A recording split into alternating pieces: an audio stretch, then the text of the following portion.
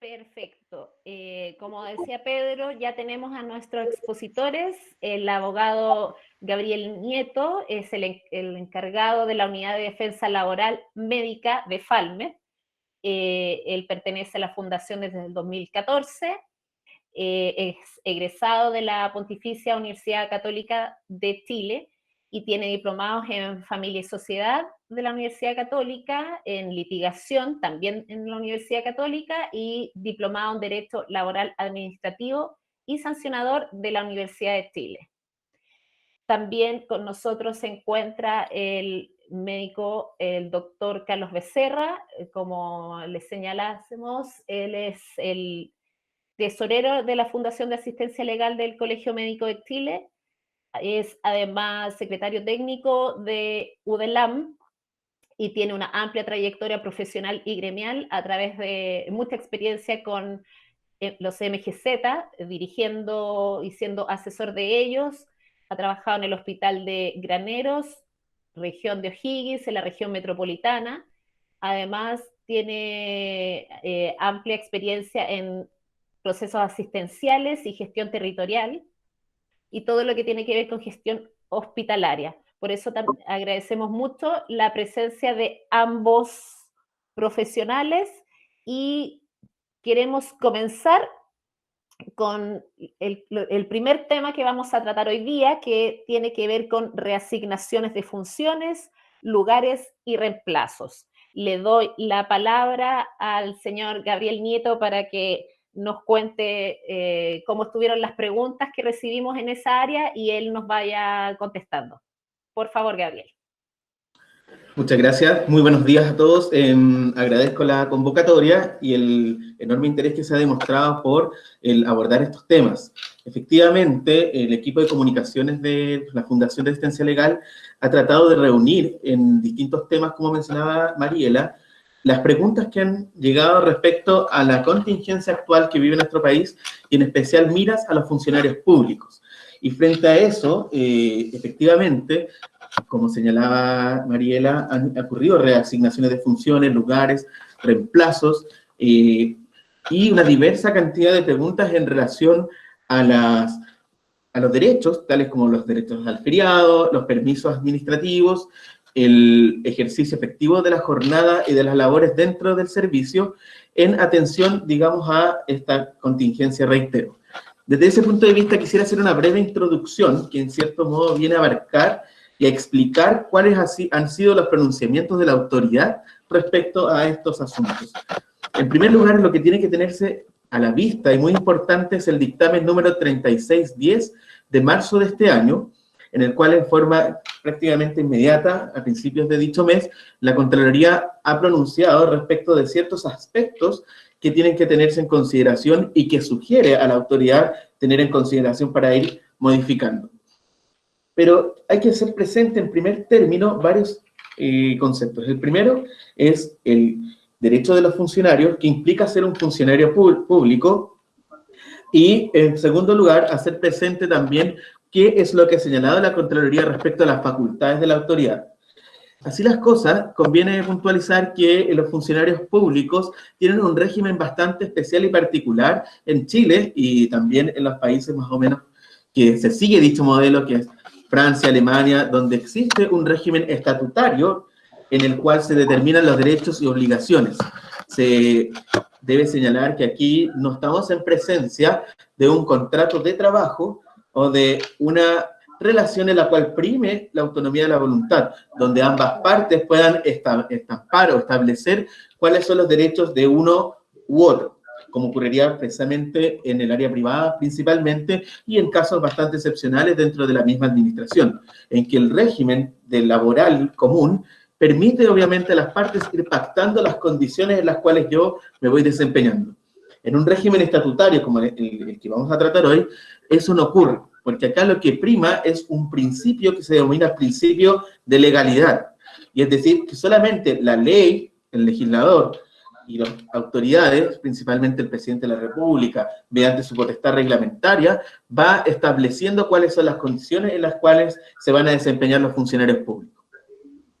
Desde ese aspecto, entonces, hago presente que la premisa que establece la ley, el dictamen mencionado, es que la ley 18.575, que es la ley de bases generales de la administración del Estado, establece y reconoce la potestad de dirección, administración y organización de la administración del Estado.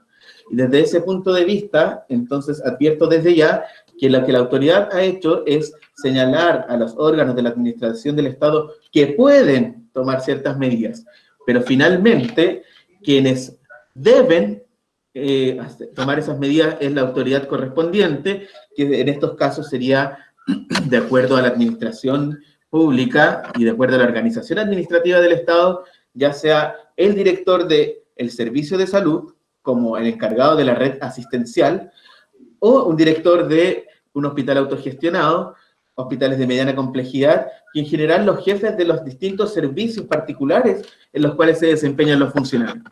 ¿Ello por qué? Porque la ley permite que se vayan delegando esas facultades de organización, administración del personal dentro de los establecimientos a los jefes superiores del mismo, realizando en ese sentido una relación jerárquica respecto de los demás, respecto de estas jefaturas, y que tienen que responder finalmente ante la dirección del servicio de salud. Por ello, hay ciertos elementos que quisiera mencionar del dictamen que no constituyen derechos adquiridos, pero sí que dan el pie para poder posteriormente tener fundamentos para reclamar los aspectos que aquí se señalan. En primer lugar, lo que establece la Contraloría es la situación de caso fortuito en la cual nos encontramos. Desde ese punto de vista, define lo que es el caso fortuito, que es un imprevisto difícil de resistir. Es decir, hay un acto de autoridad, en este caso que vendría siendo el caso fortuito, que es la declaración de un estado de excepción constitucional, y que obviamente cambia el régimen normal de la vida de los ciudadanos. Y frente a esos casos fortuitos, yo puedo justificar ciertas actuaciones que normalmente no se realizarían. En ese sentido, el primer término que se modificaría y que señala la Contraloría es la forma en la cual los funcionarios públicos están ejerciendo sus labores. Y en ese sentido, lo normal y corriente es que los funcionarios asistan a su lugar de trabajo de manera presencial, regular y continua, conforme lo establece el estatuto, tienen que prestar sus servicios. Pero acá se establece esa excepción. El funcionario público puede ejercer sus labores cuando así se permita a través del trabajo remoto o el teletrabajo. En general, lo que señala inmediatamente, lo menciono, la Contraloría dice que hay ciertos servicios que no pueden paralizar sus funciones. Ello en virtud del principio de continuidad del servicio público, el cual implica que yo no voy a paralizar injustificadamente y con grave daño las funciones para las cuales estamos ejerciendo las labores, ¿ya? Y en ese sentido, se señala dentro de los ejemplos que da la Contraloría General de la República, precisamente la actividad médica, la actividad de los servicios de salud, en razón de lo cual no puede, bajo ningún respecto, paralizarse las funciones. Pero sí, lo que hace la Contraloría es llamar a la autoridad para que, de acuerdo a su criterio y su discrecionalidad, que tiene que ser fundada, pueda establecer cuáles son las labores mínimas que tienen que ejercer los funcionarios en razón de la pandemia que estamos viviendo. Entonces, la autoridad tiene que en todo caso dictar una resolución fundada, escrita, cumpliendo los requisitos legales, ¿ya? Fundada, me refiero a que tiene que mantener en su contenido los hechos y las razones de derecho en las cuales se fundan, y por lo tanto, disculpe, hay un micrófono prendido que está interfiriendo en la entrevista. Si pudieran ahí apagar ese micrófono. ¿Dónde va a ser también una modificación al Código Penal? ¿Cómo va a funcionar eso? Sí, les pedimos a los participantes, por favor, que revisen si ahí se apagó. Que constaten que esté apagado su micrófono, porque si no, no se escucha la intervención de nuestro abogado Nieto. Adelante, Gabriel.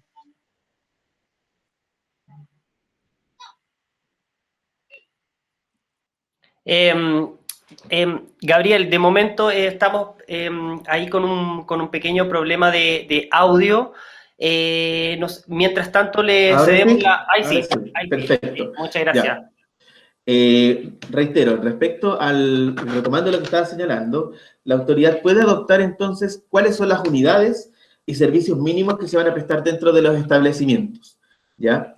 Y desde ese punto de vista, como les señalaba, tiene que siempre, por escrito, dictar un acto administrativo en el cual va a señalar las razones de hecho. Principalmente la razón de hecho sería el contexto en el cual estamos viviendo, la pandemia, que justifica, y el caso fortuito que también justifica la dictación del acto administrativo en ese sentido, y las razones de derecho. Hay razones sanitarias que están dentro del Código Sanitario que permiten a la autoridad efectivamente hacer separación de las personas, las cuarentenas y evitar la propagación de una enfermedad, y también razones legales dentro de estas facultades de administración que tiene de su propio establecimiento.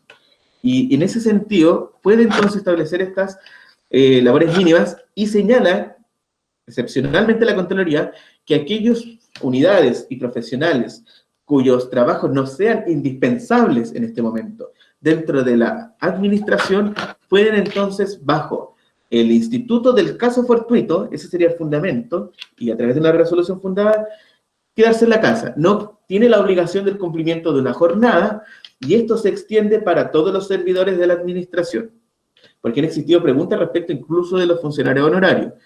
Cuando la Contraloría habla, o cuando la ley habla de servidores, está englobando a todos aquellos que prestan esta función pública, ya sea a través de planta, contrata, honorarios, o como agentes públicos. Y por lo tanto, al hablar de servidores, pueden entenderse comprendidos incluso los honorarios con el goce íntegro de sus remuneraciones. Ese es como el primer aspecto importante que modifica este dictamen de la Contraloría. Y por su parte, además, también hace mención en relación al ejercicio del feriado legal, ¿ya? Porque hay situaciones en las cuales, en una situación de normalidad, si un funcionario público está gozándose de su feriado legal, y justamente durante el goce de este se emite una licencia médica en su favor, lo normal y corriente es que las vacaciones no se suspenden, esa es la regla general, y no se hace valer la licencia finalmente, si está dentro de este rango de las vacaciones, ¿ya? Aquí lo que la Contraloría estableció es que excepcionalmente la autoridad puede ponderar la actual situación en la cual nos encontramos y establecer entonces que este feriado legal se suspenda y se haga valer precisamente la licencia, porque atendida a la gravedad de la enfermedad a la cual estamos enfrentados, podría establecerse que la finalidad que cumple el feriado legal, que es el descanso propiamente tal del funcionario, se puede haber truncado, digamos, por el hecho de estar entonces con esta licencia médica, ¿ya? En relación a las horas extraordinarias, que es otro aspecto que menciona, la gente que realiza labores extraordinarias por teletrabajo no se les serán enteradas porque en ese caso no están sujetas a la obligación del registro de jornada. Y lo otro que señala este dictamen, que es bastante escueto, pero que no se procede a exigir el uso del feriado legal y permisos para justificar la inasistencia a sus lugares de trabajo. Porque también más de alguno le habrá ocurrido el hecho de que la jefatura, bueno, muchos médicos preocupados por la situación, señalen, en realidad tengo la preocupación de que me vayan, no me den licencia médica, pero tengo que estar en cuarentena, y desde ese punto de vista lo que aclara la Contraloría es que no le pueden exigir para poder justificar esa ausencia, bueno, tómate las vacaciones o tómate los permisos que tienes disponibles. Eso no puede ser porque la finalidad de las vacaciones y de los permisos son obviamente para razones particulares del funcionario y no para evitar la enfermedad, como ocurre en este caso. Así es, Gabriel. Bueno, muchas gracias por la intervención. Le cedemos la palabra al doctor Carlos Becerra, secretario técnico de UDELAM y tesorero de Falmet. Hola, buenos días a todos y a todas.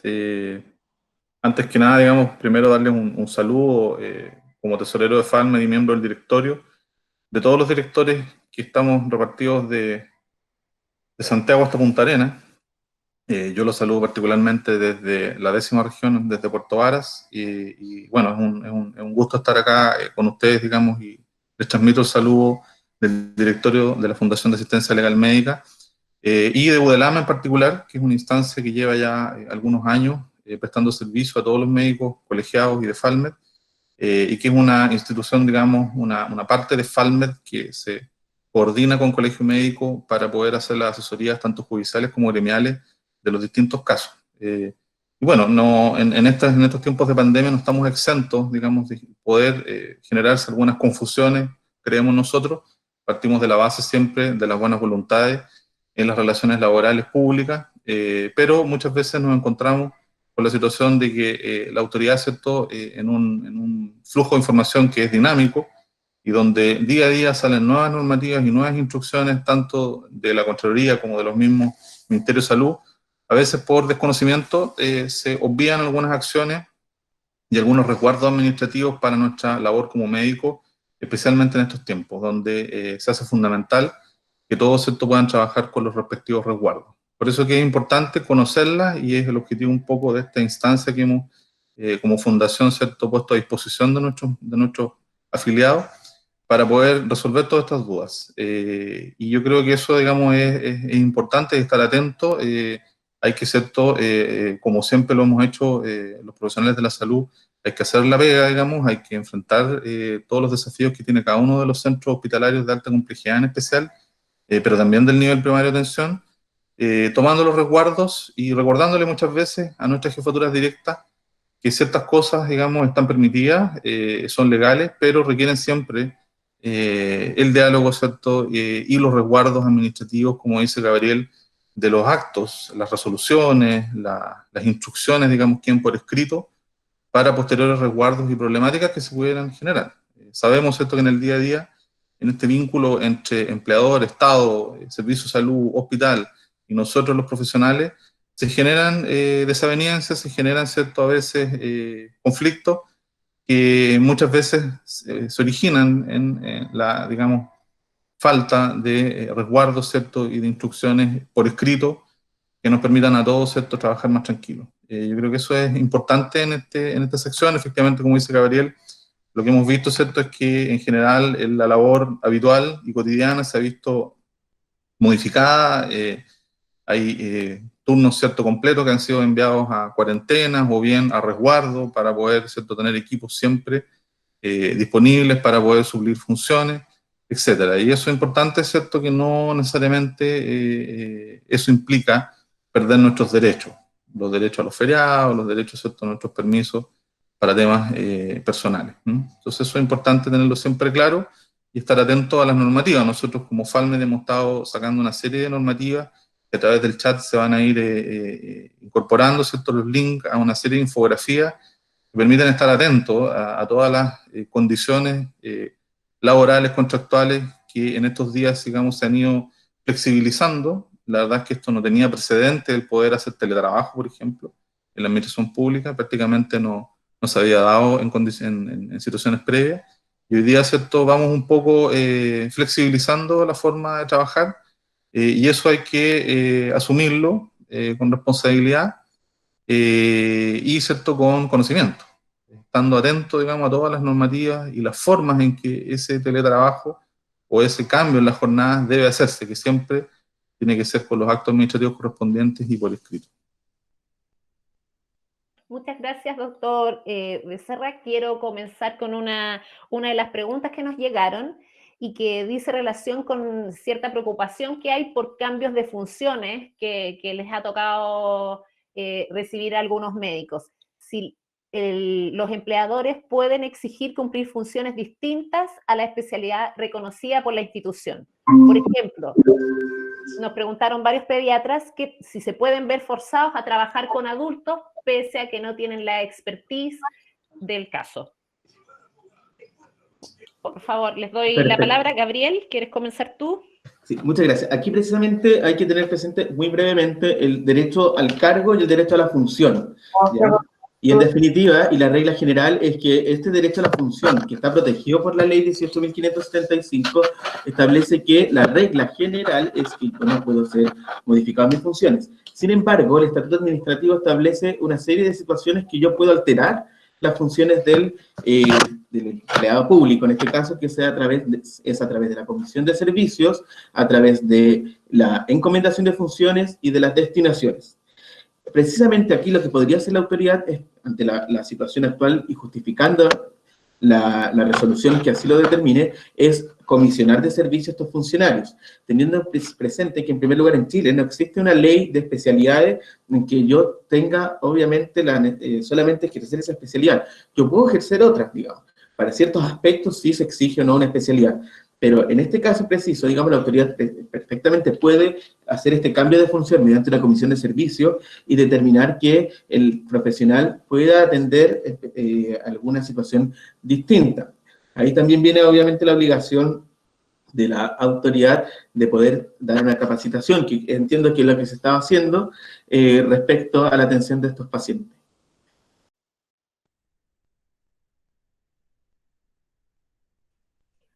Gracias. Y respecto también, volviendo al tema de otras obligaciones, preocupación también manifestaron respecto a que los servicios de salud puedan obligarlos a viajar a otra ciudad para atender pacientes. Un ejemplo sería en el caso de que de un médico que está cumpliendo su periodo, su PAO, se encuentra en un lugar, pero lo pueden destinar a otro por el contexto COVID, y si eso además sería reconocido como parte de su PAO. Perfecto. O sea, volviendo al punto anterior, la destinación, para dejarlo bien claro a los médicos, que la destinación es el cambio del lugar de destino en el cual yo ejerzo mis funciones, pero obviamente tengo que ejercer funciones para las cuales fui contratado de la misma jerarquía y dentro de la misma institución. Es decir, si un servicio de salud, por ejemplo, yo voy a ejercer mis funciones dentro de la red y de los distintos establecimientos que comprenden esto. La comisión de servicios dice relación con el cambio efectivo de estas funciones. Por ejemplo, los médicos que se van a estudiar, las comisiones de estudio, no cumplen ya la función propiamente tal para la cual están contratados, sino que van a estudiar y hacer algo totalmente distinto. Y eso la ley lo permite y le da esa facultad a la autoridad. Y el cometido funcionario que, como su nombre lo dice, es para cometidos bastante específicos y bastante temporales, ¿ya? Y dentro del mismo establecimiento es más limitado.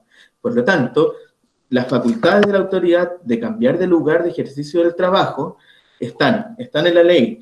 Y recuerden que como funcionarios públicos estamos sujetos a los principios de jerarquía y el principio de obediencia, razón por la cual, en razón de ello, yo tengo que seguir las directrices y las órdenes de la autoridad en jefatura superior, siempre que éstas se encuentren fundadas a través de un acto determinado y por escrito, y en efecto, si esto me causa algún perjuicio, yo tengo la posibilidad de representar esa orden por escrito también ante la misma autoridad que dictó el acto, o también tengo una acción bastante especial que está en el artículo 160 del Estatuto Administrativo, que es un reclamo de ilegalidad ante la Contraloría, si se afecta a mis derechos funcionarios, que se debe presentar dentro de 10 días desde que ocurre esta orden, ¿ya?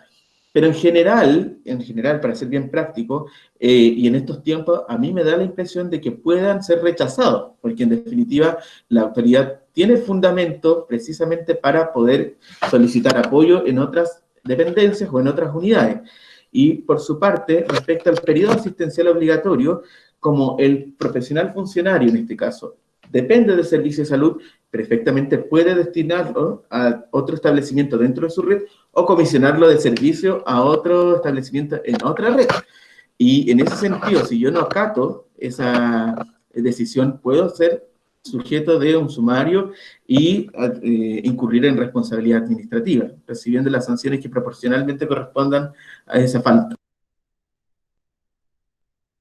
Perdón, y sí se considera parte del periodo asistencial obligatorio, porque la obligación principalmente es el ejercicio como funcionario dentro de la administración del Estado y de labores atingentes a la especialidad o al ejercicio del cargo propiamente.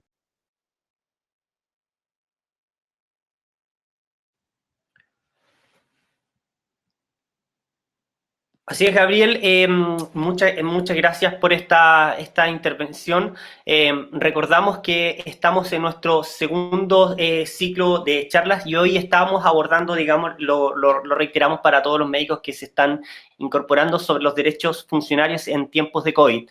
En virtud del tiempo, vamos a pasar a nuestro segundo tema y le damos la palabra al doctor Carlos Becerra para para referirse sobre las reasignaciones de funcionarios, lugares y reemplazos. Antes de ello, recordamos que nos pueden contactar en www.falmet.cl, también nos pueden llamar para dejarnos todas sus consultas e inquietudes al 600-600-0525, y si tiene algún contacto, contactarse con el área jurídica al 2277-08-800. Vamos con nuestro segundo tema, las reasignaciones de funciones, lugares y reemplazos. Adelante, doctor Carlos Becerra.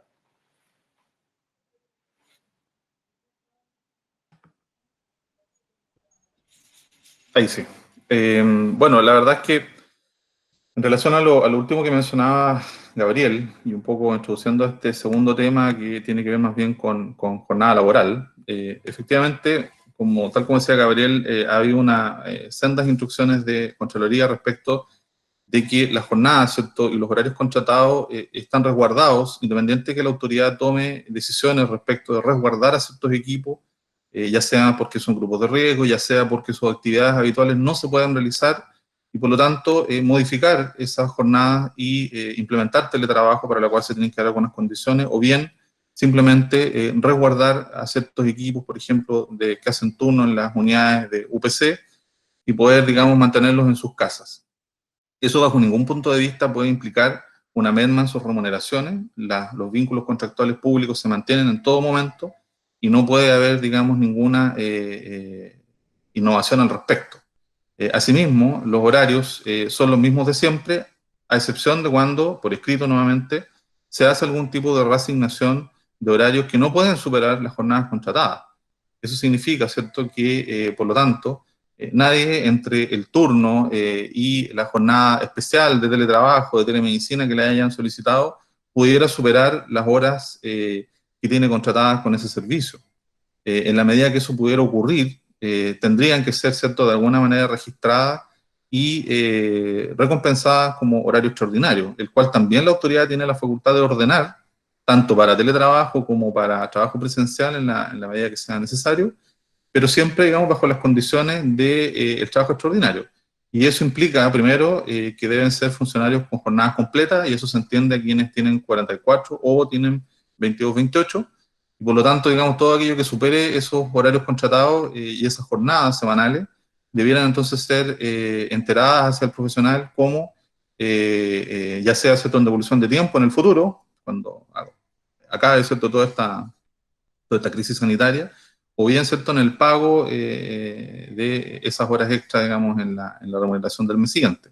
Por lo tanto, eso no ha cambiado, digamos, y haciéndome cargo también de algunas preguntas que estaba mirando en el chat, efectivamente, si una persona hace sus 28 horas y además hace teletrabajo, eso no puede superar bajo ninguna circunstancia el horario contratado, a menos que haya una orden expresa por escrito de hacer trabajo extraordinario. Yo creo que eso no estamos acostumbrados en general.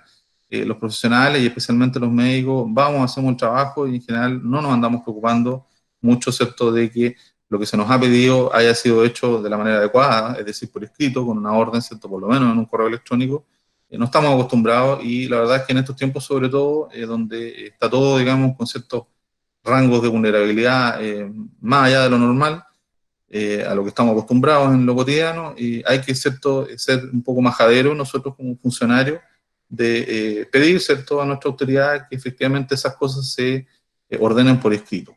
No obstante, ¿cierto?, ese ejercicio de los derechos que tenemos también como funcionarios implica en todo momento mantener un diálogo. Por ahí, ¿cierto?, algunas de las otras preguntas tenían que ver con, por ejemplo, los pediatras y la atención de adultos. Yo entiendo, ¿cierto?, que a nivel de gremio, a nivel de incluso de algunos hospitales pediátricos, se ha planteado eventualmente poder atender hasta los 18 años, como una forma de contribuir también en este ánimo colaborativo que siempre el gremio médico y los gremios de la salud han tenido de enfrentar, ¿cierto?, con entereza, digamos, y con bastante compromiso todos estos embates, ¿cierto?, de los distintos agentes que afectan la salud de las personas. Se han producido esos ánimos de colaboración, y por lo tanto me parece que muchas cosas pueden pasar en el terreno de la negociación y de la conversación y del diálogo, ¿ya? Efectivamente, si uno tiene un cargo de pediatra, no debiera ser que la autoridad le exija atender a adultos mayores, pero sí bajo ciertas circunstancias de diálogo y de conversación con además las representaciones gremiales que hoy día se hacen más importantes que nunca. Es difícil, ¿cierto?, también en estas condiciones, que para cada funcionario estar discutiendo algunas cosas con su jefe.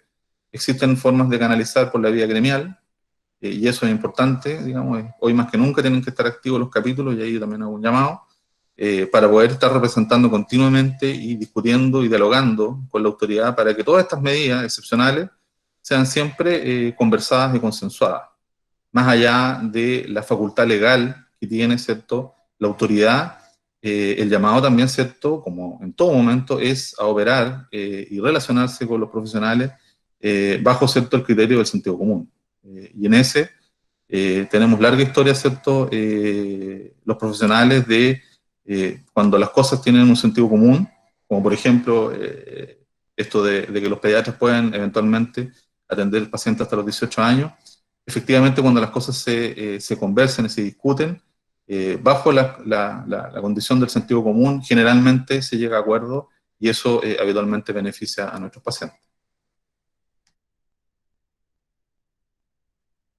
Muchas gracias, doctor. Quiero, quiero continuar con el tema de jornadas laborales, turnos, y había una consulta recurrente respecto al uso de las vacaciones, descansos compensatorios, concentración de solicitudes en pocos meses, la preocupación de que si se puedan perder vacaciones.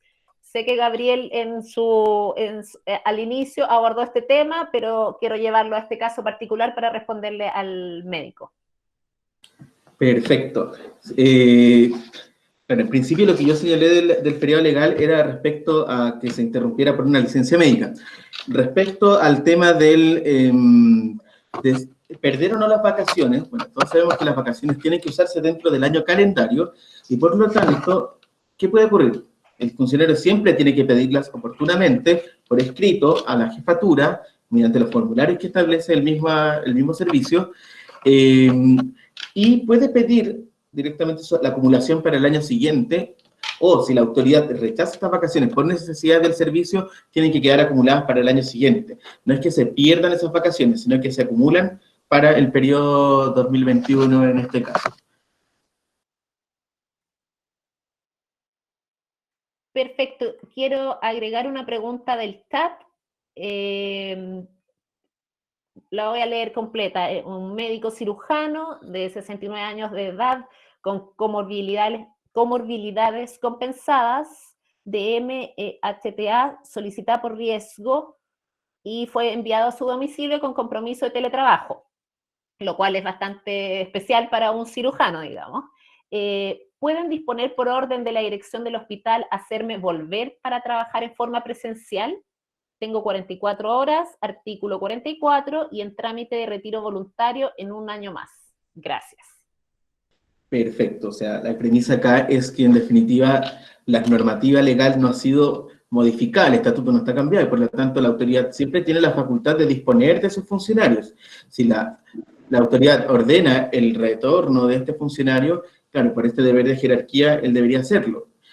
Ahora, por eso nosotros hemos conversado estos temas y siempre se está llamando al criterio, porque en definitiva el instructivo presidencial número 4, que es el que regula estas materias, y reitero el número para que lo puedan anotar, el dictamen 3610 del año 2020, establecen que la autoridad puede, de acuerdo a sus facultades y de acuerdo a su criterio, el establecer qué grupos de riesgo no van a prestar su servicio. Y en definitiva, en virtud de ello, evitar la propagación de la pandemia y un grave daño. Pero desde la base, la ley, como no está modificada, claro, de acuerdo al estatuto, tiene la obligación de retornar.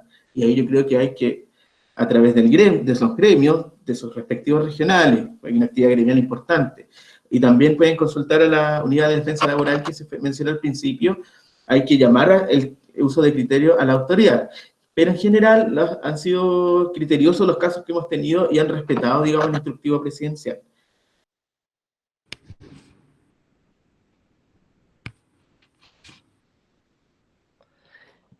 Gracias, gracias Gabriel, por la por la intervención. Le cedemos la palabra al doctor Carlos Becerra por si quiere hacer algún aporte a esta consulta en este mismo tema. Sí, gracias.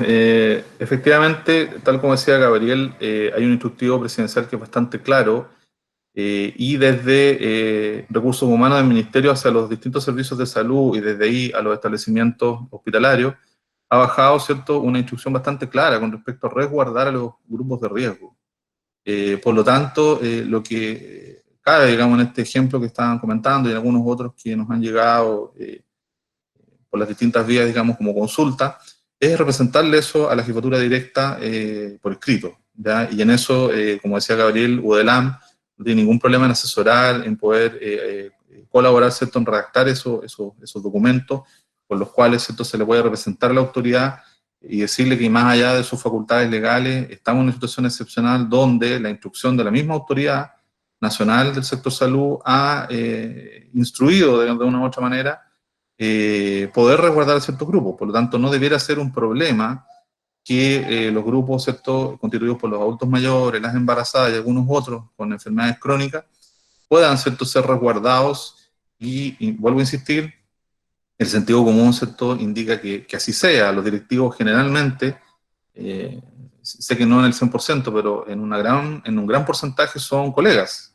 Por lo tanto, me parece que nuevamente en el terreno del diálogo y de apelar al sentido común, perfectamente posible poder representarle a estas mismas autoridades, a estas jefaturas, el hecho de que, ¿cierto?, resguarden, ¿cierto?, y respeten un poco los instructivos y las guías, ¿cierto?, que se les han dado desde los niveles más centrales.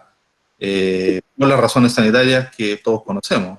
La verdad es que el sustento de estas medidas no está en discusión en lo absoluto. Lo que puede ocurrir a veces es que alguna jefatura no lo conozca, no lo entienda y pretenda, ¿cierto?, mantener el funcionamiento normal de su servicio, cuando sabemos también todos, ¿cierto?, que ningún hospital está funcionando de forma normal. Por lo tanto, en este caso puntual, uno de los argumentos también que hay que utilizar es que, bueno, en el fondo si la autoridad está pidiendo que un funcionario que debiera estar resguardado vuelva, digamos, a su actividad, entonces se debería entender que esa actividad se está realizando. Si los cirujanos, ¿cierto?, no están operando, no tendría mucho sentido, ¿cierto?, que a este colega se le obligara a retornar al trabajo presencial.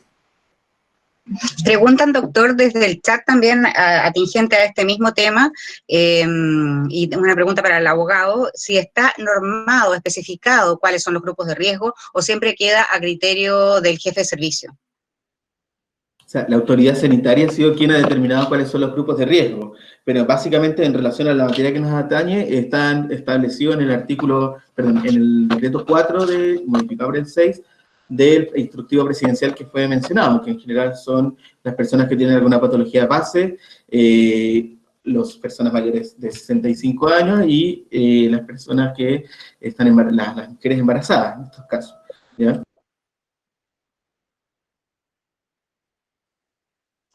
Perfecto, muchas gracias, muy clara en sus respuestas. Para cerrar el tema 2, que tiene que ver con la jornada laboral y turnos. Nuestra jefatura nos está solicitando trabajar más de 44 horas semanales, ya que se nos está enviando semana por medio a cuarentena. ¿Es esto posible? Perfecto. A ver, entiendo por la pregunta que se está haciendo una suerte de compensación de jornada anticipada. Ya eso no es posible porque en definitiva yo lo que compenso como jornada es la que efectivamente haya trabajado. Ya horas extraordinarias se pagan solamente cuando la autoridad se lo disponga. Bien sabemos que la primera opción que tiene que seguirse cuando se excede la jornada de 44 horas es compensar la jornada. ¿Ya? Desde ese punto de vista, yo no puedo entonces establecer que ve una semana a trabajar, la otra no, y después tienes que recuperar ese tiempo. No es una cosa que esté establecida en la ley. Por lo tanto, si la autoridad dispone por estas medidas y bajo el Instituto del Caso Fortuito, que permanezca en su casa por un tiempo, después venga a trabajar nuevamente, yo no puedo decirle, bueno, y ahora tienes que recuperar ese tiempo, digo, ¿ya? Sino que obviamente, reitero, bajo el Instituto del Caso Fortuito, si yo determino que un determinado funcionario no asista o esté exento de su jornada, entonces le tengo que pagar íntegramente su remuneración. Además, las remuneraciones están protegidas por el estatuto, ¿ya? Yo no las puedo hacer variar porque están establecidas en la ley. Lo único que yo podría hacer es hacer los descuentos en caso de ausencia injustificada, pero aquí sí está justificada y por lo tanto yo no puedo hacer una compensación anticipada de la jornada de trabajo.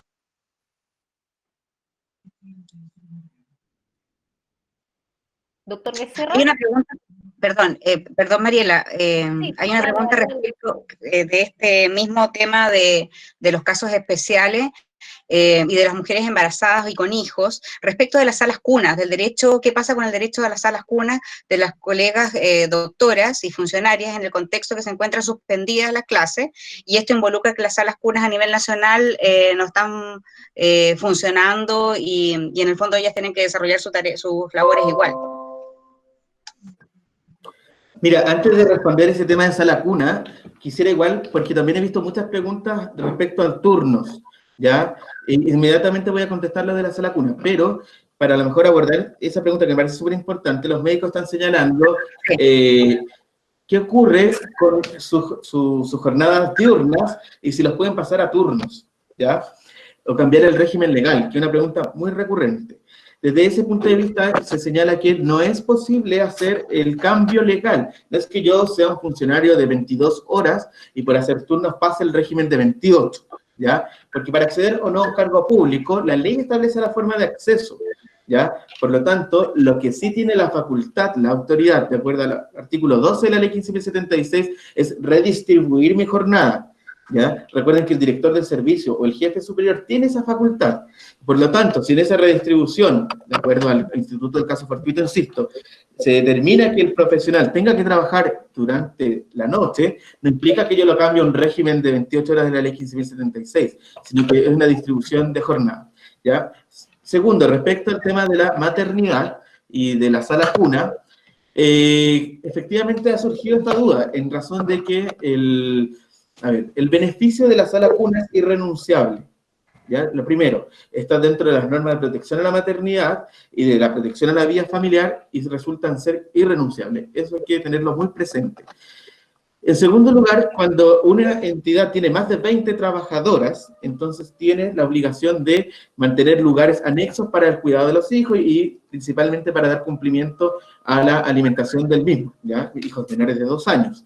¿Ya? Y si no tengo estas salas anexas, puedo entonces disponer que el niño menor de 2 años, el infante, vaya a una sala cuna que determina el empleador, ¿ya? O finalmente, cuando ya no hay ninguna posibilidad, la que pueda determinar con acuerdo de la trabajadora, y en ese caso se le paga el valor de esa sala cuna, dentro de los parámetros que establece la ley, ¿ya? Entonces, efectivamente, se han cerrado las salas cuna y no están cobrando y no están facturando y, por lo tanto, tienen que quedarse los niños en la casa. Aquí, lo único que ha dicho la Dirección del Trabajo, que lo que jurídicamente y de manera oficial estaría presente, es simplemente que el empleador tendrá que dar las facilidades a la trabajadora para que pueda cuidar a su hijo. Es decir, en este caso podría excluirla también del ejercicio de la jornada para dar cumplimiento efectivo a esta jornada, ¿ya? De acuerdo a la ley no procede pagarles el valor equivalente de la sala cuna, porque esa modalidad está reservada solamente para casos de que se tenga que pagar una cuidadora por una enfermedad grave del hijo que esté certificada de manera médica, ¿ya? Por lo tanto, tampoco la ley me faculta para hacer variar ese pago, ¿ya? Nosotros hicimos la consulta a la Dirección del Trabajo, porque claro, uno lógicamente piensa, bueno, ¿podré yo pedir que me paguen a mí el valor de la sala cuna? Porque finalmente, a ver, si bien estoy en un régimen de teletrabajo, dice la trabajadora, entonces igual es como injusto que tenga que cuidar al hijo y también hacer mi trabajo desde la casa. Entonces como que hay un tema bastante complejo ahí, ¿ya? Pero si nos atenemos, y lo que yo tengo que comunicar es a la información oficial de la Dirección del Trabajo, lo único que dice es eso, darle facilidad a la trabajadora para que desde la casa cuide al hijo, ¿ya? También yo pregunté en la inspección qué ocurría y si podían, en definitiva, autorizar el pago excepcional por esta razón del valor de la sala cuna a la trabajadora para que pagara una cuidadora, algo así, pero simplemente también menciona que se le deben dar las facilidades y no establece ningún pago especial o que se cambie la modalidad al respecto. El doctor Becerra, no sé si querrá, porque hay una preocupación bastante grande este tema de las mujeres con hijos que se desempeñan justamente en esta situación de excepción. Sí, efectivamente sabemos que eso es una gran preocupación y de hecho nuevamente vuelvo a hacer hincapié, digamos, en apelar a la comunicación con la jefatura y apelar al sentido común. Hay también instrucciones claras desde el nivel central respecto de poder, incluso hay un formato, digamos, que ustedes lo pueden pedir en las oficinas de recursos humanos de todos los establecimientos, hay un formato para solicitar permiso para ausentarse una cierta jornada por problemas que tengan que ver, ¿cierto?, con la doble presencia, que es un poco lo que estamos conversando, de tener que cuidar, ¿cierto?, a niños pequeños o incluso a aquellos que están todavía con el beneficio del uso hacia la cuna, para efecto, digamos, de poder cumplir esa labor de padre. Se da mucho, digamos, en el sector salud, parejas en que ambos funcionan en sistemas de turno y ambos son profesionales de la salud, y por lo tanto no es un tema menor. Y efectivamente está esa facultad en la autoridad para poder eximir a alguien de una jornada porque deba cuidar, ¿cierto?, a sus hijos, porque el cónyuge, ¿cierto?, su pareja están cumpliendo un turno en un centro hospitalario o en un centro de salud. Por lo tanto, eso existe, está instruido desde el nivel central y, insisto, es cosa de que los distintos profesionales apelen, digamos, a esa posibilidad que tienen los directivos, manteniendo el diálogo y apelando al sentido común. Efectivamente, no pueden estar los dos padres trabajando y los hijos en la casa al cuidado de nadie. Obviamente, en los casos donde eso sea necesario, hay muchos que activan, ¿cierto?, sus redes familiares, que también están en este momento restringidas, porque se supone que no debiéramos, ¿cierto?, recurrir a los adultos mayores y a una serie de personas, y muchas comunas además en cuarentena, por lo tanto no podrían haber desplazamientos de personas entre comunas para ir a cuidar a los hijos, a los profesionales que tienen que hacer los turnos. Por lo tanto, existe esta posibilidad, yo creo que hay que tenerlo bastante claro y apelar a esa posibilidad ante la autoridad. Respecto al tema de las cuarentenas, ojo ahí, también eso está bastante bien instruido y efectivamente, por poner un ejemplo contingente, el 1 de abril empezaron sus periodos asistenciales obligatorios una gran cantidad de médicos, cientos de ellos, y asimismo también varios cientos empezaron a trabajar como médicos EDF en las distintas regiones del país. A todos ellos, en la medida que se tuvieran que mover de una región con casos hacia una que no tuviera o viceversa, han debido resguardarse por 15 días para partir desde cero, sabiendo que no transmitieron el virus desde otra región a la región en la cual empiezan a asumir sus funciones. Y eso está resguardado, eso son jornadas, ¿cierto?, que no se le va, como decía Gabriela, a cobrar al funcionario, cosa que en los 15 días posteriores tenga que trabajar el doble, eso no ha lugar, definitivamente. Y eso está resguardado y también está instruido, y lo que hay que a veces hacer es recordarle a las jefaturas que eso hay que hacerlo. Y nuevamente, vuelvo a insistir, digamos, Así es, doctor. Al sentido común. Perdón, muchas gracias, doctor, por esta intervención, y precisamente el tema que usted acaba de mencionar sobre el tema de la cuarentena es nuestro tercer punto, que son los permisos especiales durante la cuarentena. Al respecto, recordar que estamos, para todos los médicos que se van incorporando a nuestra transmisión, que estamos en nuestras segundas charlas de este ciclo de charlas que ha organizado la Fundación de Asistencia Legal del Colegio Médico de Chile, FALMED, donde estamos abordando los derechos funcionarios en tiempos del COVID-19. Nos acompaña el abogado jefe de UDELAM, Gabriel Nieto, y el secretario técnico y tesorero de FALMED, doctor Carlos Becerra. Damos la palabra para el tercer punto, permisos especiales durante la cuarentena, y parto con la siguiente pregunta. ¿Existe respaldo legal para restringir traslado entre ciudades o asistir a eventos sociales de funcionarios en periodo de cuarentena preventiva entre turnos de trabajo? Perfecto. Mira, una norma que prohíba precisamente eso no existe, ¿ya? Por lo que yo entiendo de esta pregunta, lo que quiere decir es que un médico que es enviado en cuarentena preventiva y por lo tanto si puede o no hacer una vida normal, digamos, asistir a eventos sociales de funcionarios o restringir su traslado. O sea, en definitiva, claro, el derecho de movimiento y todo el tema, la jefatura o el director del servicio no tiene dicha facultad, pero sí hay que tener presente que los funcionarios públicos tienen que llevar una vida acorde al cargo por obligación legal, ¿ya? Y que además esta cuarentena preventiva, que es excepcional y me está permitiendo permanecer en la vivienda, o en mi hogar, para efectos de no contagiarme, entonces, en cierto modo, puede implicar su incumplimiento una falta a la probidad, porque recordemos que aquí lo único que se hace es excluir al funcionario del cumplimiento de su jornada. Sin embargo, no se está suspendiendo ni se está dejando sin efecto su relación funcionarial. Por lo tanto, él sigue sujeto a los derechos y obligaciones de todo funcionario durante este periodo y tiene que cumplir, obviamente, las reglas de la probidad. Y si efectivamente la autoridad sanitaria está ordenando estas cuarentenas preventivas, entonces la vulneración de ello podría implicar el hecho de que el funcionario pueda ser perseguido por responsabilidad administrativa por falta de la probidad. Perfecto, Gabriel. Ya son las 11:50, entonces voy a hacer la última pregunta en este tema. Sabemos que son muchas las consultas que están llegando por el chat, muchas consultas llegaron por el formulario, así que por favor les recuerdo, aquellos que no se hayan inscrito, nos dejen sus correos electrónicos para responderles. Pero no quiero dejar de hacer estas dos siguientes preguntas en este tema, doctor Becerra. Un médico preocupado porque tiene un familiar oncológico, ¿puede de alguna forma postergar su atención en el hospital o pedir algún tipo de permiso especial a propósito de su preocupación por contagiar a su familiar que es de alto riesgo?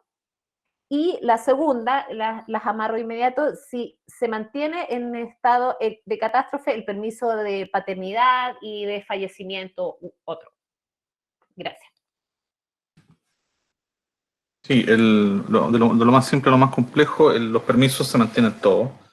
No hay aquí ningún derecho adquirido de los funcionarios que esté en este momento suspendido. Lo que puede pasar es que, por ejemplo, los feriados legales se pospongan hasta una época, digamos, donde las necesidades del servicio permitan que cierto número de funcionarios se tomen esos feriados. Pero hay algunos otros que tienen que ver, por ejemplo, con el fallecimiento que claramente, ¿cierto?, no aplica, digamos, posponer esa situación y ese permiso. ¿Ya? Por lo tanto, eso, digamos, se ve caso a caso, pero en general no están suspendidos esos derechos. Respecto al colega que tiene un paciente oncológico a su cuidado, nuevamente, al igual que en los casos de riesgo y al igual que en los casos de la doble presencia, eso, digamos, deberá ser manejado también como un caso a caso y presentarlo, ¿cierto?, a su respectiva jefatura, independiente de que no existe una obligación ni una ley que permita que ese colega, ¿cierto?, se pueda ausentar de su jornada laboral por ese hecho. De todas formas, también, ¿cierto?, existen estas instrucciones de poder autorizar para casos especiales obviar ciertas jornadas en función de las medidas sanitarias que todos estamos viviendo. Acá el bien mayor en todo momento es, ¿cierto?, seguir las medidas sanitarias de aislamiento, de cuarentena, de control, ¿cierto?, y de seguimiento de contactos. Por lo tanto, si efectivamente el colega está relacionado y está a su cuidado una persona de alto riesgo, como un paciente oncológico, sin duda, ¿cierto?, que debe ser representado a su jefatura y buscar la alternativa y la salida. Eso también nosotros como Modelan podemos asesorar, digamos, ese documento, ese escrito que puede presentar ese colega, buscando, ¿cierto?, apelar, insisto, al criterio y poder, ¿cierto?, lograr que esa autoridad efectivamente pueda autorizar esa exención de jornada, como ocurre en tantos otros casos que hemos estado comentando en esta misma jornada.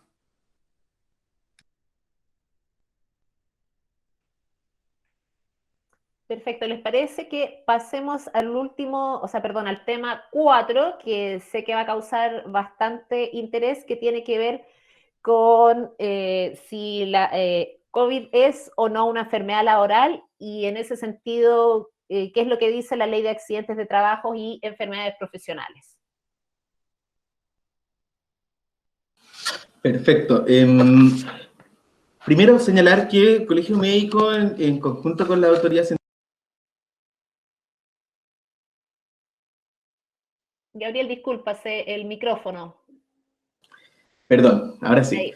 Sí. Ya, lo que les comentaba era, el Colegio Médico está trabajando con la autoridad central en pos a incluir como enfermedad profesional dentro del reglamento respectivo al COVID-19, ¿ya? Ahora, de todas maneras, les hago presente que los funcionarios públicos de la Administración Civil del Estado, las municipalidades y las instituciones administrativamente descentralizadas del Estado están sujetos y protegidos por el seguro de accidentes del seguro de accidente de trabajo y enfermedades profesionales, ¿ya? Y todos los empleadores, en principio, están adscritos al Instituto de Salud Laboral, que es la mutualidad, por decirlo de alguna forma, o la entidad administradora del seguro, y por convenio puede estar en la mutual, que son las otras entidades, ¿ya? Pero de todas maneras les hago presente aquí a los médicos, y a lo mejor con eso voy a aclarar varias dudas, que la enfermedad profesional es la causada de manera directa por el ejercicio de la profesión o el trabajo que realiza una persona y que le produzca incapacidad o muerte, ¿ya? En este sentido, digamos, el reglamento tiene una enumeración de estas enfermedades, sin embargo, el afiliado puede acreditar ante el respectivo organismo administrador, la mutual, el ISL o la ATS, el carácter de profesional de alguna enfermedad, ¿ya? Aquí, obviamente, de acuerdo a los oficios que ha sacado la Superintendencia de Seguridad Social, es el establecimiento, de acuerdo a la fase 4 de la enfermedad, de una trazabilidad determinada para poder establecer la existencia o no de una enfermedad profesional, ¿ya? Por lo tanto, si bien no está enumerado dentro de las enfermedades como tales, podría acreditarse el nexo entre el ejercicio profesional y la enfermedad que se adquiera y acceder a las prestaciones del seguro. Disculpa, Gabriel, ¿y si ocurre una complicación que llega a provocar la muerte del médico, quién va a indemnizar a la familia? Perfecto, aquí el seguro también contempla algunas prestaciones para los herederos de la persona fallecida, digamos, distinguiendo obviamente y que en general el 50% de la pensión que le hubiese correspondido a esta persona si hubiese estado, hubiese tenido ese derecho, digamos, ¿ya? Pero además, una cosa es la prestación o este subsidio que recibe la familia, una pensión, por decirlo de alguna forma, y la otra es la indemnización de perjuicios, ya por el daño que se puede haber causado por la muerte de este profesional. Desde ese punto de vista, la ley establece que se puede ejercer una acción en tribunales, en este caso sería competente los juzgados del trabajo, para, en definitiva, el determinar, primero, la acción, ya, si hubo negligencia del empleador al no entregar u otorgar los elementos de protección necesarios para evitar la enfermedad, el diagnóstico o el accidente, y para obviamente hacer un análisis de si hay un dolo, negligencia, y si hay un nexo causal entre esta enfermedad y el ejercicio profesional, y ahí en definitiva podrá, de acuerdo a las reglas generales, establecerse una indemnización de perjuicio, el daño moral, el procesante, el daño emergente, que son las reglas comunes, ¿ya? Para eso los médicos tienen, los familiares del fallecido, 5 años para demandar en esta sede judicial la indemnización de perjuicio.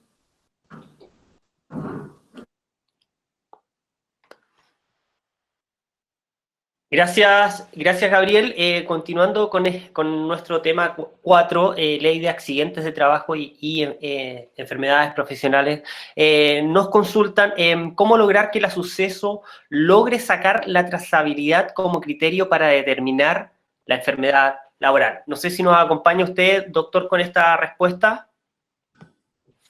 Sí, claro. Acá la verdad es que las instrucciones de la Superintendencia de Seguridad Social han sido un poco, digamos, han ido cambiando en el tiempo, pero hoy día no está no está, digamos, con claridad el hecho de cómo uno podría certificar. Ellos pretenden, digamos, que se haga una especie de búsqueda del caso positivo, lo cual nosotros como Colegio Médico, como Falmed y como DELAM tenemos una posición al respecto. Nosotros creemos que eso no es factible.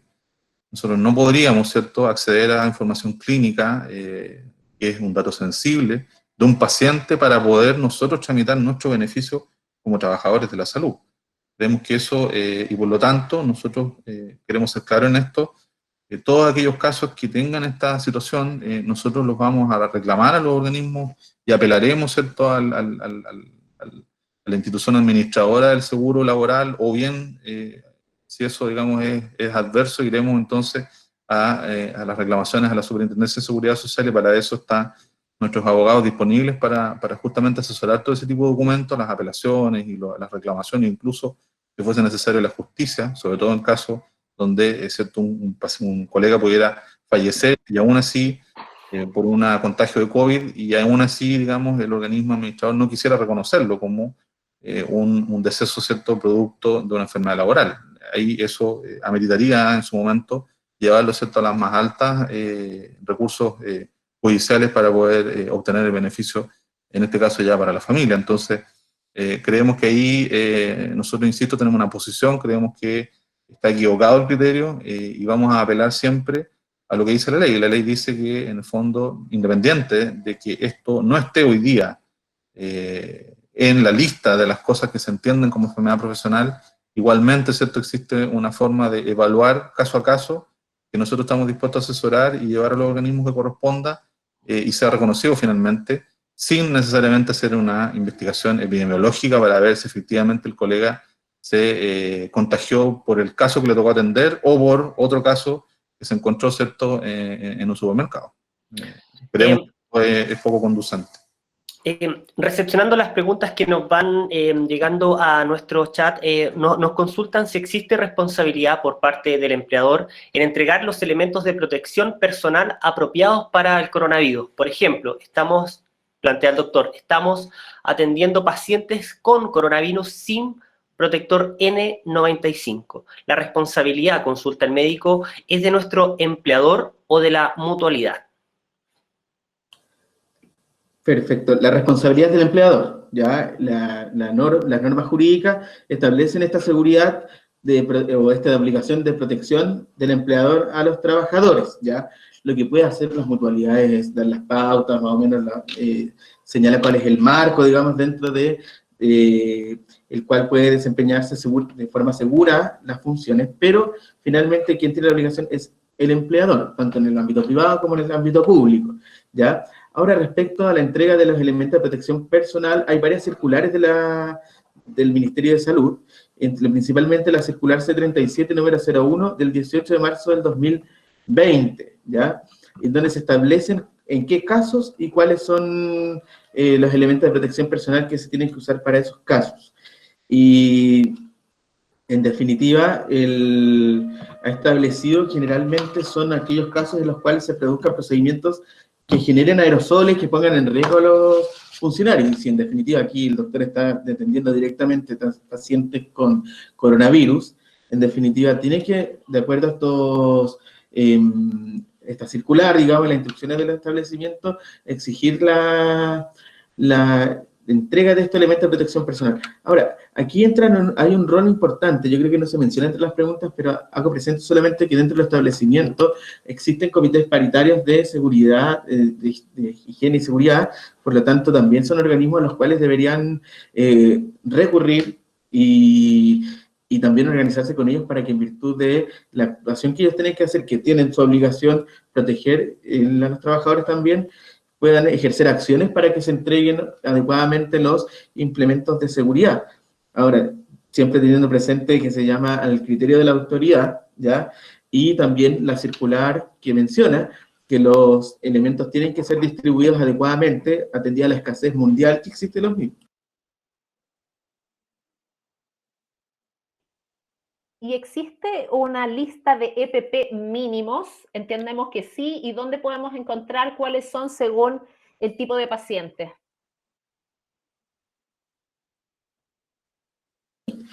Efectivamente, como les mencioné, está en la circular C37, número 01, del 18 de marzo del 2020 del Ministerio de Salud, ¿ya? Y que, en definitiva, establece, ya se los menciono, cuáles son estos elementos.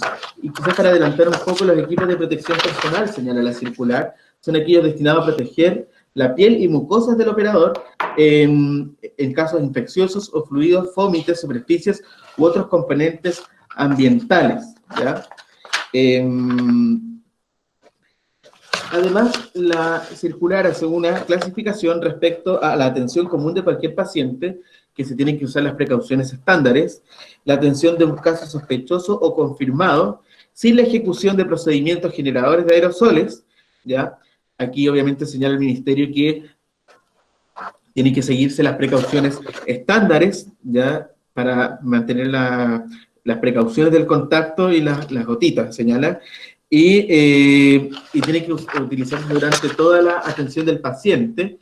Y la última clasificación que señala el Ministerio es la ejecución de procedimientos generadores de aerosoles de riesgo. Y para tal caso señala que los elementos de protección suficientes, de acuerdo al criterio de la autoridad sanitaria, sería el delantal impermeable de manga larga de apertura posterior, guantes de látex o nitrilo impermeables que cubran el puño, respiradores tipo N95, FFP2 o equivalentes, protección ocular, antiparras o escudos facial. Esos, digamos, son los elementos que al menos están consignados en la circular de la autoridad sanitaria. Se nos han juntado varias preguntas en el chat, pero no quiero dejar de cerrar bien redondito este tema. Doctor Becerra, una consulta que nos llegaba era médicos que frente a la falta de insumos de protección, prefieren comprarlos ellos mismos y los usan y quieren saber si tienen derecho a usarlo o se los pueden quitar. Y al revés, frente a la ausencia de ellos, entendiendo que estamos en un estado especial donde hay carencia de los EPP, faltan insumos, si hay como un derecho a exigirlos. Sí, la verdad es que este es un tema complejo, porque efectivamente a través de una encuesta que ha hecho el Colegio Médico nos ha llegado bastante información respecto de que no en todos los centros hospitalarios se está contando en el día a día con todos los elementos que se requerirían, ¿ya? Y por lo tanto que estaría esta circular del MinSal, que da instrucciones bastante precisas, no se estaría cumpliendo en todas partes. Eso nos parece que, y nosotros lo estamos manifestando a través de nuestra presencia como gremio en la mesa social, digamos, COVID a nivel de la presidencia, y lo hemos seguido manifestando y vamos a seguir en eso hasta que, digamos, sea necesario. No obstante, ¿cierto? Yendo a los casos puntuales, efectivamente, como decía Gabriel al principio, nosotros tenemos el deber de obediencia, no podemos negarnos a atender a un paciente, y por lo tanto es complejo. Uno pudiera representarle a su autoridad el hecho de no tener los resguardos, ¿cierto?, de seguridad personal, pero no por eso uno tiene, ¿cierto?, que tiene el derecho a eximirse de atender a un paciente. Eso hay que ser súper claro, digamos, y nuevamente lo que aquí, digamos, aplica es poder, ¿cierto?, escalar estas representaciones a la autoridad a través de su organización gremial, a través de su capítulo, y poder, ¿cierto?, mantener un diálogo que permita denunciar estas cosas en los canales adecuados y lograr que la autoridad, digamos, consiga, ¿cierto?, los insumos necesarios para que todo el personal de salud esté protegido. Tampoco, ¿cierto?, aplica ejercer algún tipo de discriminación. Sabemos también que en algunos centros pudieran haber discriminaciones y algunos tipos de funcionarios están protegidos y otros no. El tema de cuáles son los procedimientos también está en discusión.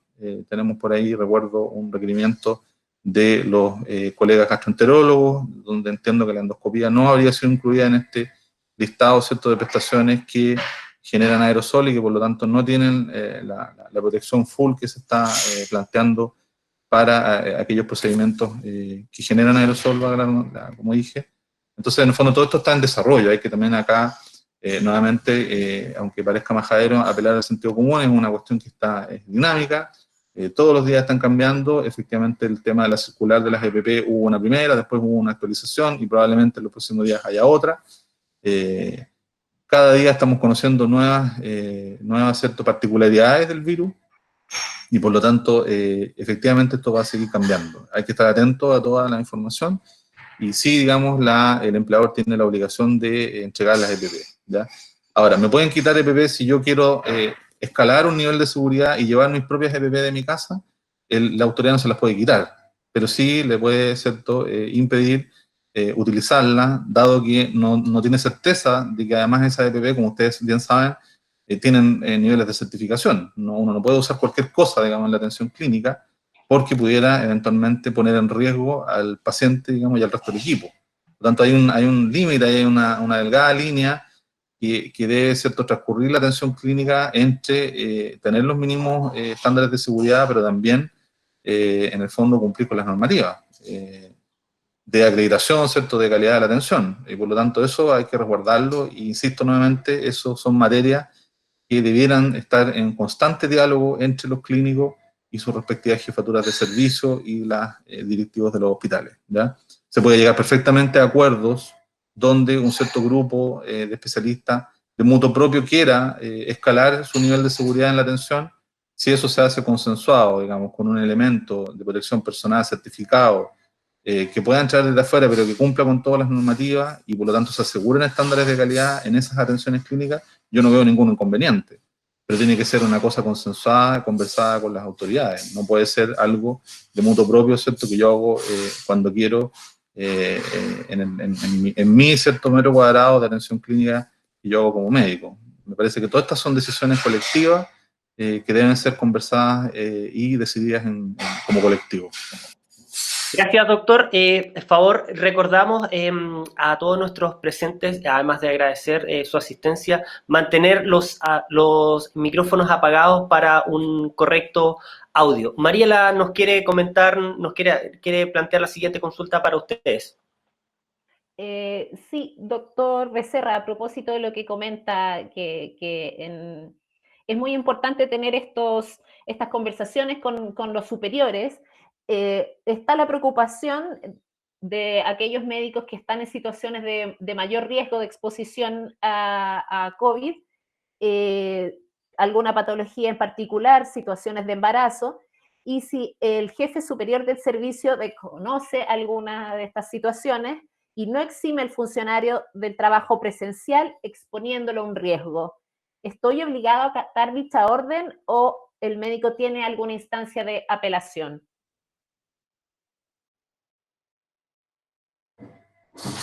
Sí, efectivamente, como ya habíamos comentado, existe el principio de obediencia, ¿cierto? Y ese médico debiera acatar la instrucción, no obstante, debiera inmediatamente representarlo y escalarlo por las vías gremiales que corresponda, de forma inmediata, digamos.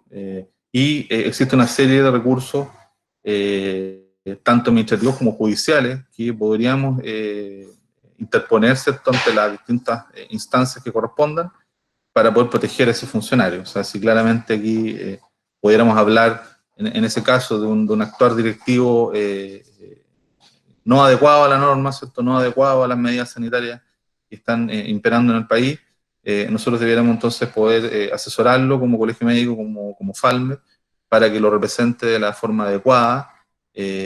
No obstante, ¿cierto?, mientras eso ocurre, debiera igualmente, digamos, acatar la instrucción. Esto, lamentablemente, nos guste o no, como decía Gabriel, estamos en un sistema que es jerárquico y que por lo tanto en ese sentido se compara mucho al mando, si ustedes quieren, militar, donde efectivamente uno tiene que cumplir la orden y después reclamar. Todos lo sabemos los que hemos trabajado en un hospital, que efectivamente tenemos mucho de eso en nuestros hospitales y hay una estructura absolutamente jerárquica y así está establecido en la ley que nos rige y en los estatutos por los cuales nos vinculamos con el Estado en nuestro contrato. Entonces, tenemos esa obligación. No obstante, hay que inmediatamente activar todos los mecanismos de reclamación, de interponer recursos, etcétera, y para eso siempre FALME, digamos, va a estar con los médicos para poder, ¿cierto?, representar eso a la autoridad.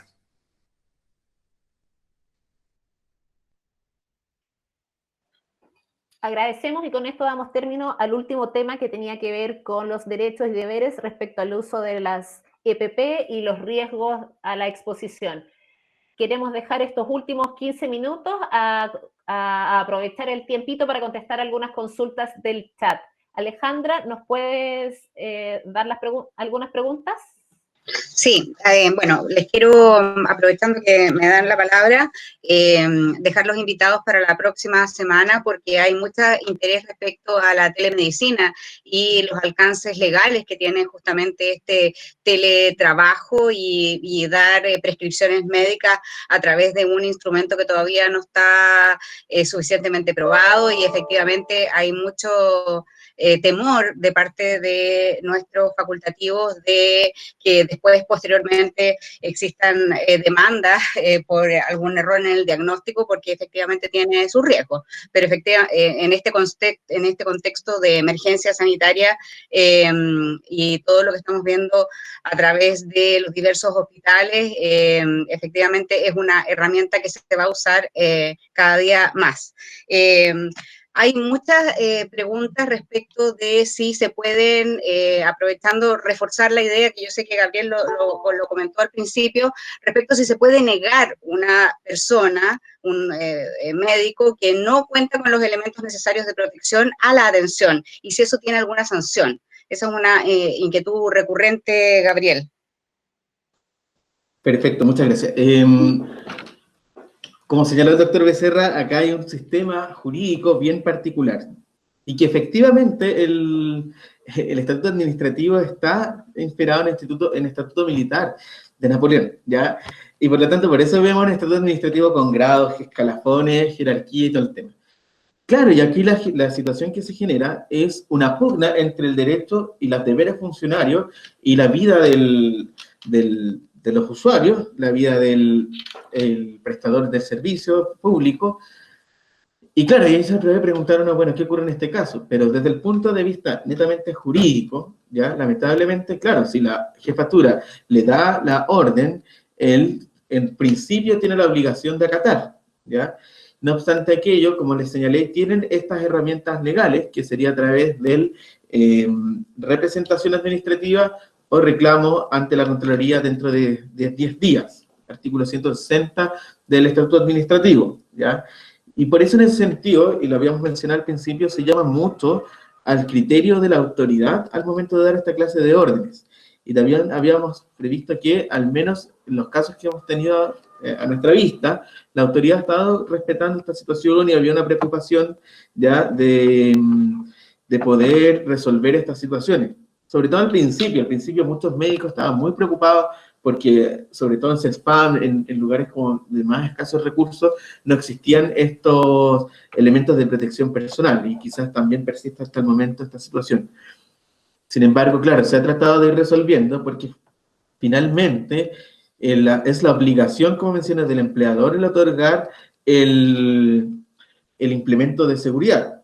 Y obviamente se hace como la advertencia a la administración del Estado, ¿ya?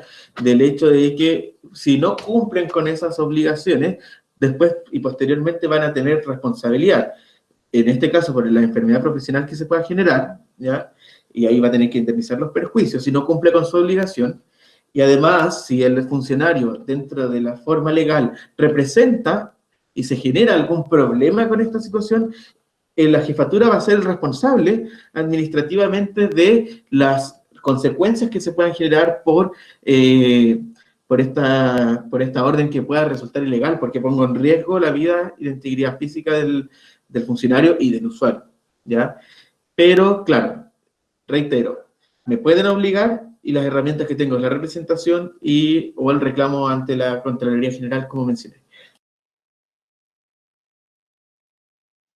Sí, esas son las preguntas que se repiten porque es entendible. También si tengo un pariente que es una persona de riesgo, si si el empleador podría confinarme en alguno de estos hospitales que se han remodelado, o sea, hoteles que se han remodelado, lugares especiales, digamos, para el confinamiento, para yo no contagiar justamente a mis familiares directos con los que vivo permanentemente. Esa es una pregunta también que podría clarificar algo, Gabriel o doctor Becerra, no sé si... Doctor. Sí, efectivamente hay varios servicios de salud que han implementado residencias sanitarias, que son hoteles, digamos, que han sido puestos a disposición de la autoridad sanitaria para poder prestar ese tipo de servicios.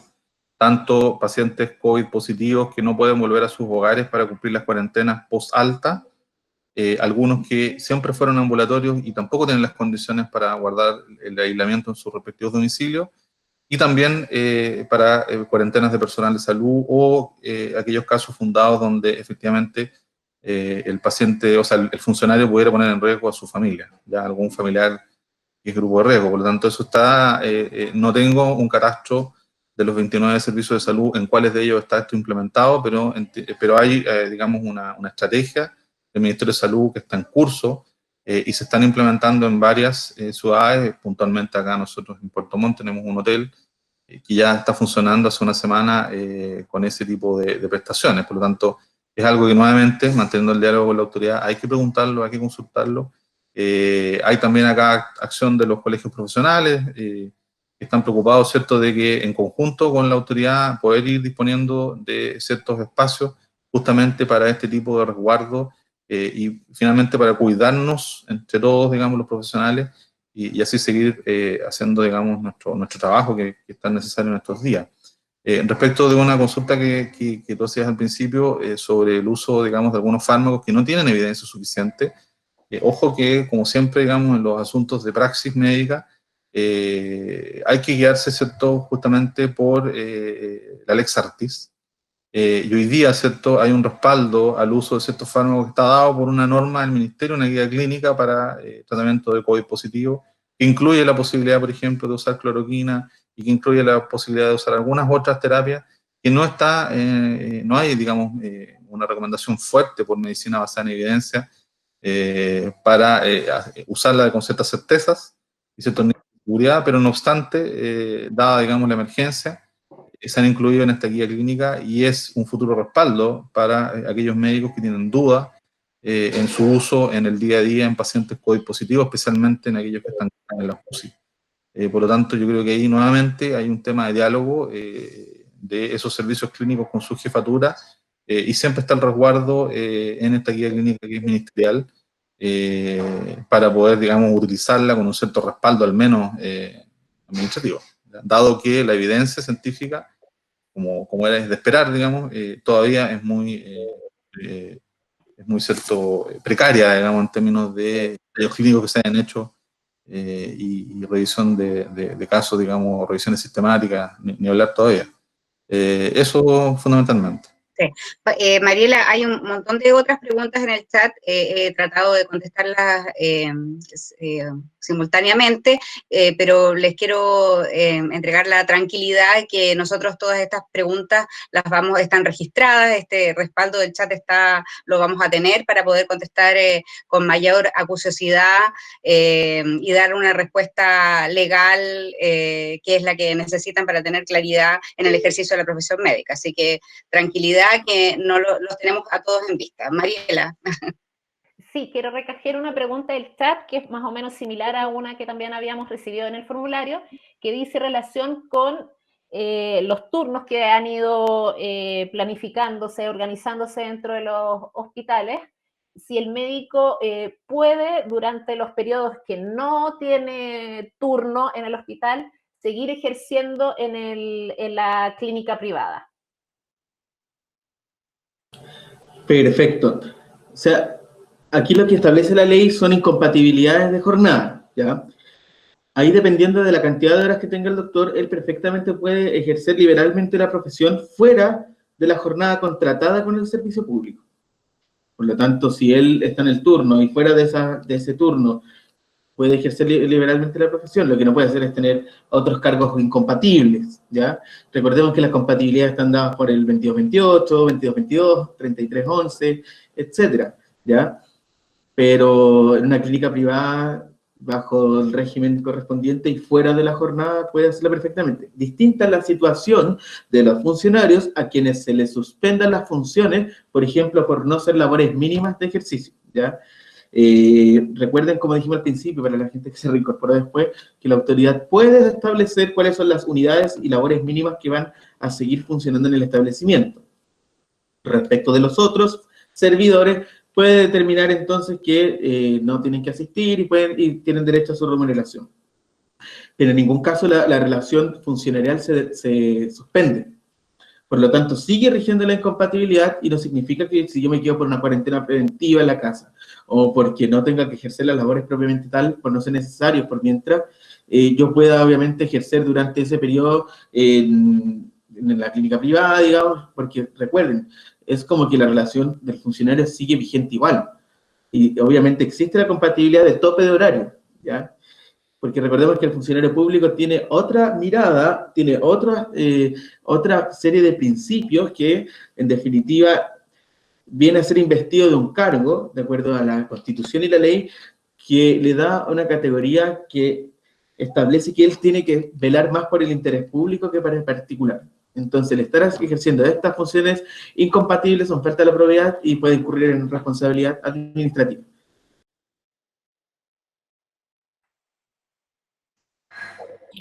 Así es, Gabriel Nieto, el doctor Carlos Becerra, ambos integrantes de UDELAM. Y bueno, con esta, sé que quedan varias consultas que podemos pendientes, pero sin embargo lo estamos recopilando esta información y también prontamente vamos a subir todo este chat, todo este video a nuestro portal, a www.falmet.cl, donde todos los médicos y médicas pueden repasar cada una de las consultas y puntos específicos que hemos abordado. Esto ha sido un trabajo en conjunto entre el Departamento Jurídico de la Fundación de Asistencia Legal, también el directorio de nuestra fundación y también el equipo de comunicaciones que hemos estado trabajando de manera conjunta y coordinada para esta actividad, nuestro segundo ciclo de charlas. De esta manera agradecemos la alta asistencia y la alta convocatoria y también el alto interés por parte de los médicos quienes nos acompañaron en este segundo ciclo de charla, donde abordamos los derechos y deberes respecto al uso de las EPP, las reasignaciones de funciones y lugares y reemplazos, la jornada laboral y turnos y la ley de accidentes de trabajo y los permisos especiales durante la cuarentena, entre otros puntos. No sé, Mariela, si nos quieres comentar algo más y ya damos por terminada, digamos, esta actividad. Agradecemos a cada uno de los y a cada una la asistencia. Muchas gracias. Sí, quiero agradecer la participación de UDELAM en esta entrevista. Por supuesto, van a ser invitados a futuras entrevistas que vamos a realizar durante el ciclo que estamos realizando a propósito de la crisis sanitaria. Así que agradecer, como mencionó recién Pedro, hicieron muchas preguntas, trataron muchos temas en forma lo más condensada posible para tratar de resolver la mayor parte de sus inquietudes, pero no se preocupen, vamos a seguir haciendo estas charlas los días jueves con entrevistados especiales, así como hoy día vimos el tema de los funcionarios públicos, vamos a revisar en algún minuto también los derechos y deberes de los funcionarios en el ámbito privado. Así que ahí vamos a invitar nuevamente a Gabriel, o a alguien de UDELAM para que nos acompañe. Los temas de maternidad también sabemos que es un tema recurrente y que donde también queremos estar presentes, así que también va a ser uno de los temas que vamos a tratar más adelante, pero desde ya los dejo invitados para el próximo jueves. Probablemente vamos a probar otro horario que sería a las 3 de la tarde. De todas formas, les vamos a hacer llegar la invitación a sus correos electrónicos y el tema que vamos a tratar es el tema de telemedicina. Así que agradezco la participación, la gran participación. Tuvimos conectados en algún minuto más de 150 médicos y según la información que tenemos, fueron a todas de todo el país. Tenemos médicos del norte, de hospitales, de CESFAM, gente del sur, por supuesto, Santiago presente, así que les agradecemos. Por favor, pueden invitar también a otros médicos y recuerden que toda la información va a estar en el sitio web www.falmet.cl. Muchas gracias, espero verlos el próximo jueves. Muchas gracias. Esté muy bien.